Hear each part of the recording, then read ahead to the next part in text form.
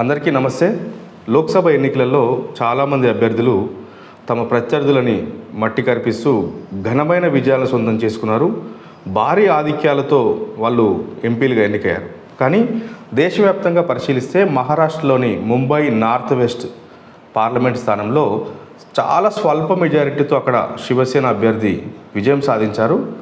ఆయన కేవలం తన ప్రత్యర్థి పైన 48 ఓట్లు మాత్రమే మెజారిటీ కనబరిచి ఎంపీగా ఎన్నికయ్యారు. ఆ ముంబై నార్త్ వెస్ట్ స్థానం నుంచి శివసేన అభ్యర్థిగా రవీంద్ర దత్తారాం వైఖరి ఉన్నారు.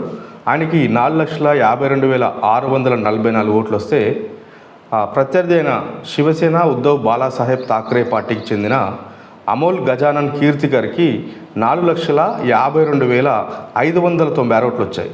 అంటే కేవలం 48 ఓట్ల స్వల్ప తేడాతో దత్తారాం విజయం సాధించారు.